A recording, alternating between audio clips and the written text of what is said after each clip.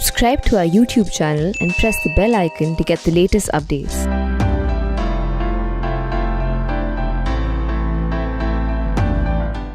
Pegasus जासूसी कांड में सुप्रीम कोर्ट ने जांच कमेटी करी गठित।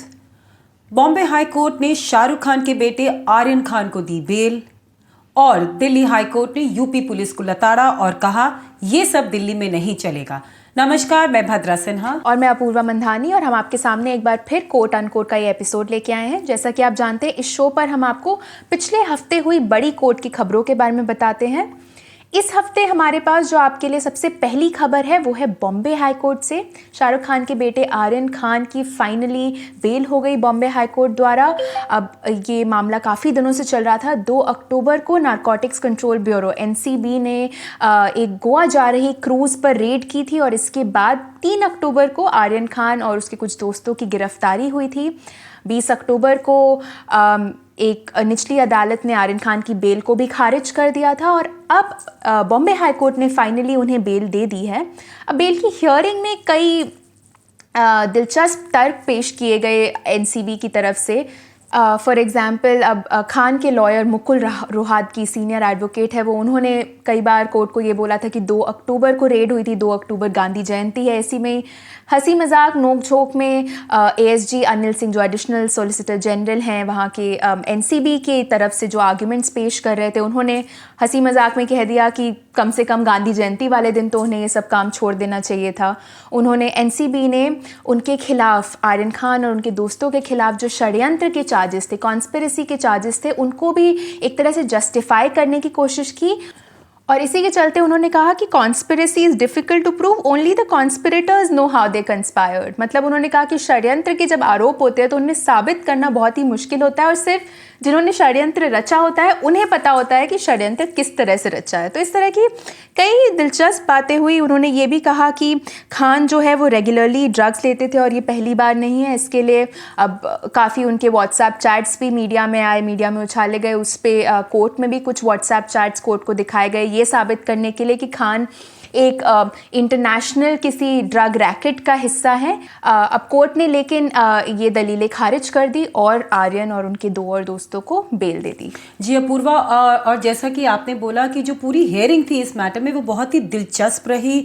जो आर्यन खान के लॉयर थे सीनियर एडवोकेट मुकुल रोहतगी, उन्होंने एक तरीके से जितने भी एनसीबी की दलीलें थे वो एक एक करके वो खारिज करते गए। आपने षड्यंत्र की बात करी तो उसी मामले में मुकुल रोहतगी ने ये बोला कि जहां तक आर्यन खान का सवाल है वो किसी षड्यंत्र का हिस्सा नहीं थे और उनके पोजेशन से मींस उनसे कोई ड्रग्स जो है बरामद भी नहीं किया गया था। जो ड्रग्स अगर यदि बरामद हुए थे, 6 ग्राम के करीब चरस बरामद हुई थी, वो उनके एक फ्रेंड हैं अरबाज मर्चेंट, उनसे बरामद की गई थी उनके जूतों में।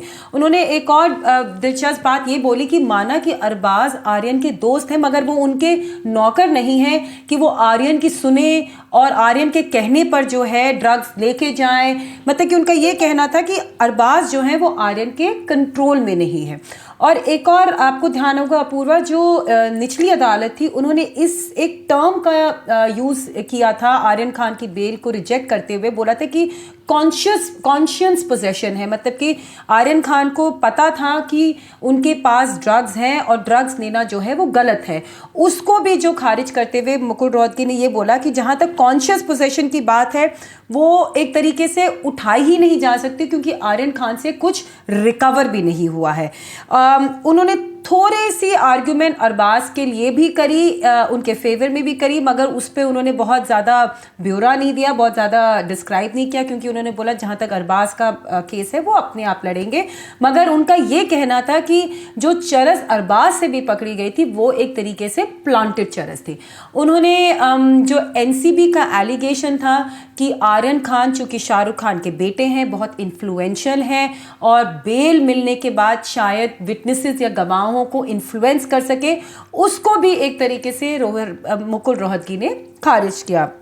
और फिर उन्होंने जो व्हाट्सएप चैट्स की बात है उस पे उन्होंने ये बोला कि जो चैट्स हैं ये दरअसल अभी की नहीं है, ये है 2018 की और किसी वो चैट्स जो हैं शायद वो इंडिया में भी नहीं हुई थी, वो कहीं बाहर हुई थी। तो इसलिए उन चैट्स को इस सिचुएशन के साथ जोड़ना बिल्कुल गलत होगा। और जहाँ तक क्वांटिटी की बात है पूर्वा, ये सब हम जानते हैं कि जो क्वांटिटी थी वो बहुत कम क्वांटिटी मिली गई थी। और जो एनडीपीएस का लॉ है, एंटी ड्रग्स लॉ जिसे कहा जाता है, उसका एक मकसद होता है कि यदि कोई ड्रग्स यूज करते हुए पकड़ा जाए तो उनको जो है रिफॉर्म के लिए जो है भेजा जाए। जो उन्हीं लोगों को सज़ा दी जाती है और काफ़ी स्ट्रिंजेंट सज़ा दी जाती है जो बहुत हैवी या कमर्शियल क्वांटिटी में डील करते हों। और जहाँ तक आर्यन खान का सवाल है, मुकुल रोहतगी ने ये कहा कि वो इस तरह की ड्रग डीलिंग में बिल्कुल पार्टिसिपेट नहीं करते। हम अपने दर्शकों को ये बताना चाहेंगे कि बेल देते हुए हाई कोर्ट ने कुछ कंडीशंस इम्पोज करी हैं आर्यन खान पे और 2 और लोगों पे जिनको बेल मिली है। और उस कंडीशन के मुताबिक जो है 1 लाख का पर्सनल बॉन्ड देना है आर्यन खान को और एक श्योरिटी देनी है 1 लाख की।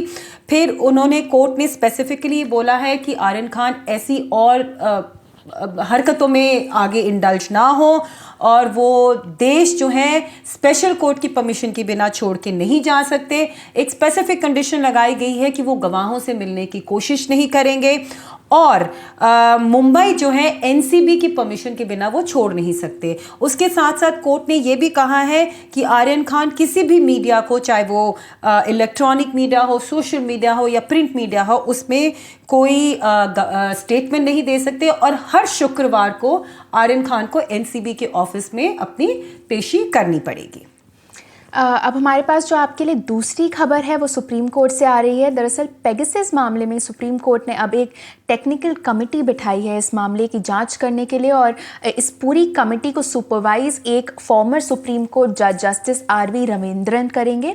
अब हमें पता है कि हाल ही में ये जो पूरा पेगासस मामला है ये सामने आया था जब कुछ मीडिया संगठनों के एक अंतर्राष्ट्रीय समूह ने ये जांच की थी और ये कहा था कि भारत में इजराइल की कंपनी जो कि पेगासस स्पाईवेयर है, इसके ज़रिए कई सैकड़ों मोबाइल नंबर्स की एक पॉसिबिलिटी है, एक संभावना है कि उनकी निगरानी की गई थी। और इस लिस्ट में कई बड़े नाम आए थे, जैसा कि हम जानते हैं इसमें कई मंत्री थे, पत्रकार थे, विपक्षी नेता थे, कार्यकर्ता थे, इन सभी के नंबर्स थे। अब सरकार ने तो इस पूरे मामले को खारिज किया था, लेकिन कई पिटिशंस पीआईएल सुप्रीम कोर्ट के सामने फाइल हुए थे। अब ये कुछ पीआईएल्स भी थे, कुछ ऐसे भी लोग सुप्रीम कोर्ट के सामने गए जिनके नंबर इस लिस्ट में आए थे, तो वो ये कह के गए कि हमारा जो राइट टू प्रिवेसी है, जो निजता का अधिकार है, वो भी भंग हुआ है अगर ऐसी कोई भी हरकत हुई है। दरअसल अब इस बात पर अब सुप्रीम कोर्ट का ऑर्डर आया है। सुप्रीम कोर्ट ने एक कमेटी फॉर्म की। इस कमेटी के मेंबर्स आपको एक बार फटाफट बता दूं, ये हैं डॉक्टर नवीन कुमार चौधरी जो कि प्रोफेसर और डीन है national forensic science university Gujarat से। इसके बाद है प्रोफेसर डी प्रभाहरन पी जो कि अमृत विश्व विद्यापीठम केरला के वहाँ के प्रोफेसर हैं। और तीसरे हैं डॉक्टर अश्विन अनिल गुमस्ते जो कि इंस्टीट्यूट चेयर हैं, एसोसिएट प्रोफेसर IIT बॉम्बे में। अब जैसे कि मैंने बताया, इस कमेटी को सुपरवाइज एक फॉर्मर सुप्रीम कोर्ट जज करेंगे और ये कमेटी देखेगी कि किस तरह के, अगर पेगासस सॉफ्टवेयर यूज़ हुआ भी था लोगों के ऊपर कि नहीं, अगर इस्तेमाल हुआ भी था तो क्या ये कानूनी तरह से इस्तेमाल किया हुआ था, क्या किसी भी सरकार की, चाहे वो केंद्र सरकार हो, चाहे वो राज्य सरकारें हो या कोई भी स्टेट एनफोर्समेंट एजेंसी क्यों ना हो, कोई और सरकार से जुड़ी एजेंसी क्यों ना हो, क्या उनका इसमें कुछ हाथ था। और ये जो पूरा ऑर्डर भी है ये बड़ी अच्छी तरह से लिखा हुआ है, 46 पेजेस का ऑर्डर है, लेकिन इसमें कोर्ट ने ये भी कहा है कि कोर्ट ने एक तरह से नाराज़गी जताई है कि सरकार ने, केंद्र सरकार ने इस बात पर कोर्ट के बार बार उनसे जवाब मांगने पर भी एक ढंग का, एक इलैबोरेट डिटेल्ड उनको जवाब नहीं दिया और सिर्फ यही कहते रहे कि ये नेशनल सिक्योरिटी का सवाल है।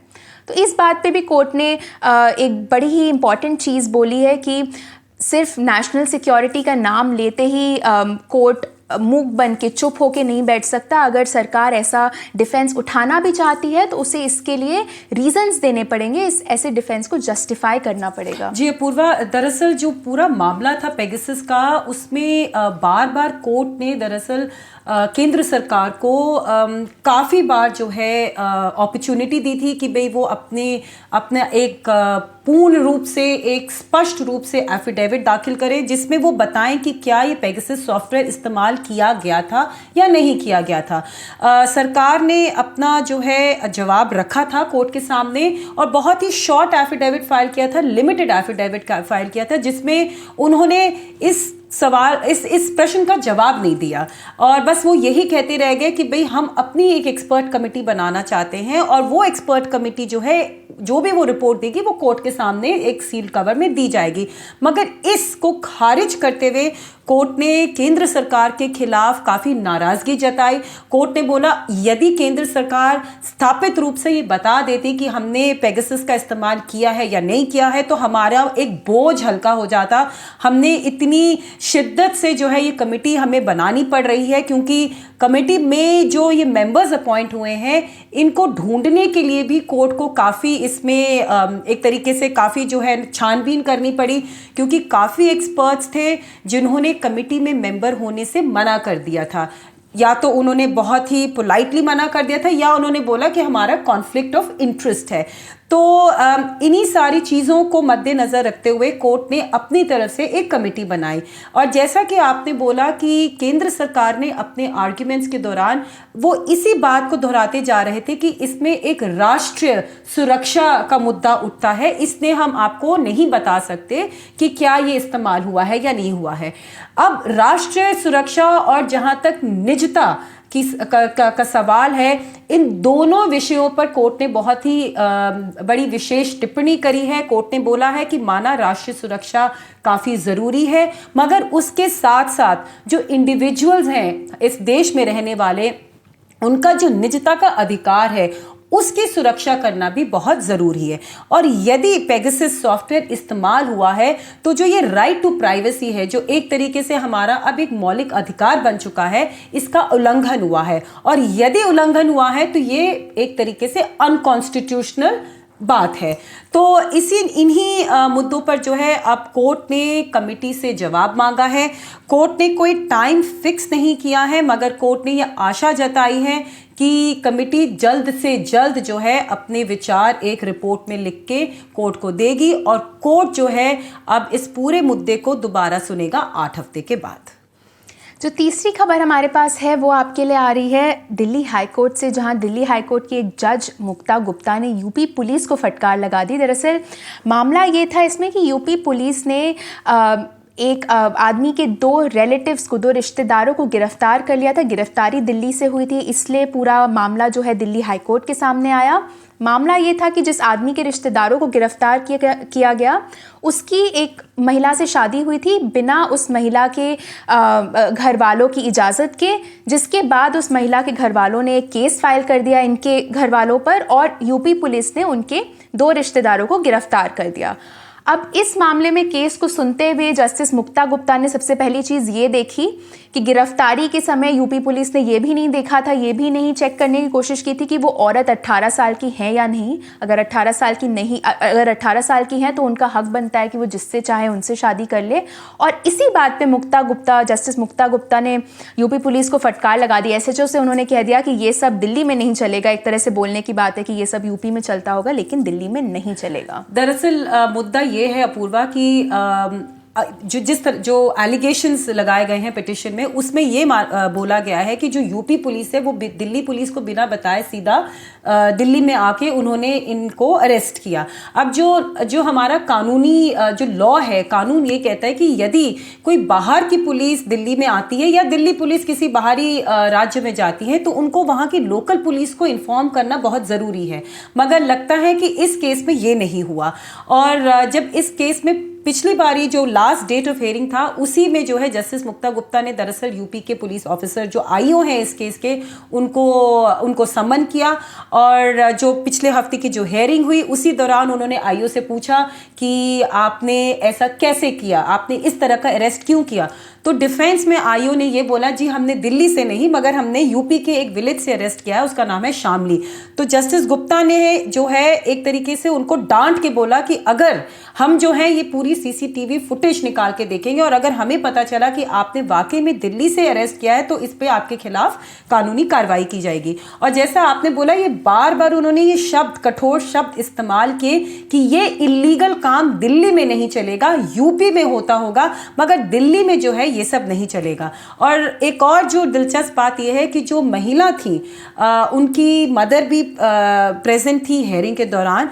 तो उनकी मदर को भी जो है डांट पड़ी हेयरिंग के दौरान, क्योंकि जस्टिस मुक्ता गुप्ता ने मदर को डांटते हुए ये बोला कि आपने अपनी बेटी की सही उम्र पुलिस को क्यों नहीं बताई, और पुलिस से भी पूछा कि आपने ये क्यों नहीं जानने की कोशिश करी कि उस लड़की की उम्र कितनी है।